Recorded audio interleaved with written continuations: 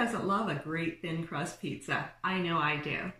But I don't go out so much for them anymore, probably because I'm a little picky about the ingredients I eat. And it's so convenient and easy to make it at home. Today I'm going to teach you how to make a great thin crust pizza with minimal ingredients. The difference is these ingredients are as pure and traditional as they get. So we're going to make pizza with a little bit of a twist. We're actually going to go back in time to the ancient grains. I love them because they are the way Mother Nature intended them to be. They're pure, in their pure form. All we need today is your biggest mug to measure. You don't even need a measuring cup. I'm using kamut flour today. You could go grab spelt. You could grab einkorn, anything in the ancient category. Today we're not going to be afraid of gluten because this is a different breed of gluten. This is milled in a family operation, a mill in southern Saskatchewan called Daybreak Mill. They also grow the kamut, so that's kind of cool. I've got some olive oil, some baking soda, and salt. You'll also need a big bowl because this gets a little messy and we need a little bit of working room. Okay, let's get prepared. Rings off. Easier said than done. All right, first step. We're gonna do a full mug of the flour. Now I'm gonna show you first what this looks like. Check that out. It's a lot more hearty kamut flour. Okay. Today I'm doing my pizza a little different. I'm going to cook it on a Himalayan salt block because that's way more fun. So first we're going to put the flour in the bowl. Now I'm going to add what would be about a teaspoon of baking soda. Now everybody has baking soda in the house, or you should be cleaning with it because it's inexpensive, highly effective, and environmental. Let's do it like that. Now I'm going to put a little salt. I've got a little of my pepper blend. And you know what? Here's where you could get creative. You could actually add garlic powder or onion powder if you wanted. Do your own little spice blend. Beef up. You could even add chilies right into the dough. Okay. Now I'm going to need warm water. Now I used a full mug of the flour, so I'm going to go to half a cup. But I'm not going to pour it in all at once. What I'm going to do is just pour a little bit in, and I'm going to start working it with my hands. You see it getting shaggy in there? All right. Add a little more. Just keep working it and getting all that flour up from the sides, working it into the dough. It's a little shaggy. Add a little bit more water. Here's the thing. You don't need all this equipment. You need your hands in a bowl. You feel a little silly after you do this a few times and realize how amazingly simple it is. Now I'm adding a little olive oil in. I do it after, so I kind of put it in the bowl after, so I start when I knead it in a bit. The olive oil is a nice little touch. Again, then it goes in the bowl too because I'm going to let it sit in here.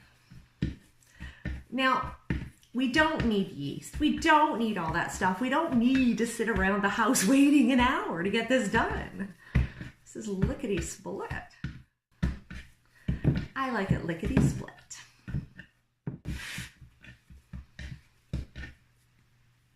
And there you have it. No measurements. And I don't know, what did that take us? A minute? It's crazy. Next, we're going to let that sit. And I'm going to cover it up just so it doesn't dry out. And I'm going to get the rest of my ingredients organized.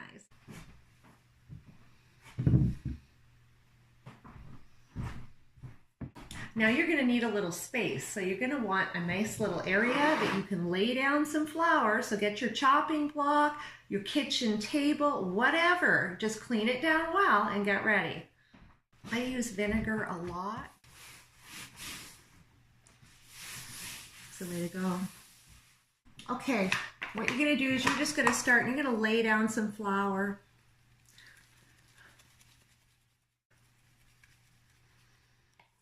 Of course, it just occurred to me, of course you need a rolling pin, but if you were in total doubt, you could use a bottle. I've done it, don't worry. After years of using old wine bottles to roll the dough, I finally invested in a rolling pin. It took years. I think it was only 2 years ago I finally got a rolling pin. So that shows you how simple this all is. So here we are, ready to go. You're going to take your dough, and of course down, you're going to already have your board covered with some flour. And we're just going to kind of pat it down. Now, I'm on a Himalayan salt block, which is like a rectangle, so I'm going to go about that big, and this dough is going to fit just about perfectly. Depending on the pan you're using, if you're going to go into the oven, you're going to want a hot oven, just like I want my Saltstone real hot. So you're like at 425 in the oven. It's only going to take a few minutes, like 10, 12 minutes. Look at that. Going long and narrow. The cool thing about the salt block is I don't have to use cornmeal or anything. If you are using a metal pan, for example, you're going to need some cornmeal, or you're going to dust it with flour prior to putting it in the oven, but the cornmeal works really good. There we are. We're close. Wow. There's nothing perfect about anything I do. Not bad. My big thing is getting it off of here and onto the salt block. Now, different than making it on a pan, what you would do now is you would transfer this to the pan and then put all your toppings on. For me, I'm going to actually have to transfer it to the heated salt block and go from there. Doesn't matter how you do it. Anything's achievable. Just do it your way. The fun part comes in now where we're looking at the toppings. All right, let's get this block hot. Okay, so as my block heats up, let's look at what I'm putting on top of my pizza. I'm gonna do the rest of the tomato paste I had lying around. I've got some prosciutto, some fresh thyme, and some Asiago cheese. And I like the Asiago because I won't use as much of this as I would perhaps Parmesan. Why? Because it's punchier. It's got a little more flavor, so I don't need as much. Now, whether it's the oven or the salt block you're using, or whatever method you decide, it's got to be hot. Okay, so now we've just laid this on top. Of course, it's a little long, but again, there's nothing perfect about this. We have to get away from that idea of perfection. Next, our tomato paste. Except I beefed it up with a bunch of garlic and some chilies.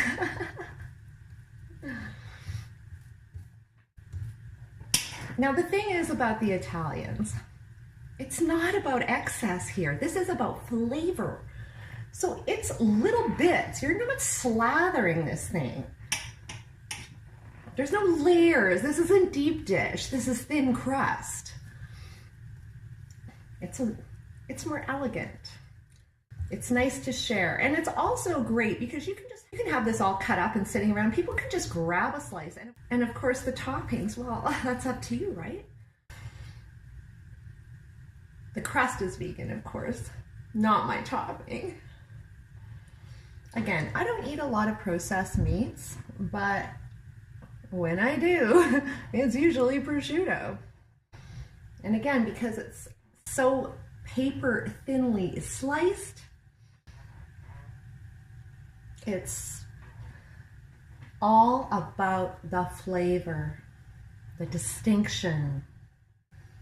You can see it starting to see a little smoke here. All right. Getting back to the kamut, very important to note that kamut is actually a slow burning carbohydrate, meaning it doesn't spike blood sugar levels like modern wheat. So now kamut dates back to early Mesopotamia. It's been around for a long, long time. And there's a farmer in Montana that actually obtained the seed and then propagated it. It's actually Corazon wheat, and this farmer, Bob Quinn, he actually trademarked it. And one of the things about the trademark is that it always has to be certified organic. So I really like that. I know I can count on it. Now kamut wheat is a little more hardy. Now of course I'm into the thyme now. I'm just putting sprigs on there. Like I like, again, I want punches of flavor. The kamut is interesting as well because, again, it doesn't spike the blood sugar levels, so they call it an athlete's wheat. So many people are gluten-free today, and it's crazy because only 1% of the population is actually celiac. There's a lot more going on out in the farm here. I'm in Saskatchewan, of course. We are the breadbasket of the world, and we claim that we feed the world. We also use a crap load of chemical, unless you're buying organically. Onto the Asiago cheese here. So it's really important to be cognitive of the organic status of the things you're eating. There's a lot of glyphosate used on wheat crops here. There's a lot in Italy that believe that in fact the glyphosate is more the problem than the gluten. A lot of people are buying the processed gluten-free foods, and they are a chemical palooza. A lot of times, it's not the gluten itself, it's the gluten you're eating, and how much of it. That's huge. And how processed it is, because modern wheat is, number one, it's hybridized to death, because there's seed greed out there on the farm. It's just not in its pure form like this is. So you will find if you do have sensitivities to wheat, you might do really well with kamut. All right, I think that's enough. We're gonna let that go. Okay, here it is. Look at that. Now, for my Himalayan salt block, I could stand to lose a little bit of my dough. So this would fit perfectly in a nice round pizza pan. Let's cut it up and taste it. Oh, it's nice and crispy. Now look at that. That looks delicious. So there you go. How long did that take us to make everybody around you smile? If you enjoyed this, please subscribe to my YouTube channel. I would just love that. And of course, like the video. That's always helpful in this world of YouTube. And of course, check out my Facebook and Instagram, Thrive at 50. Bon appetit.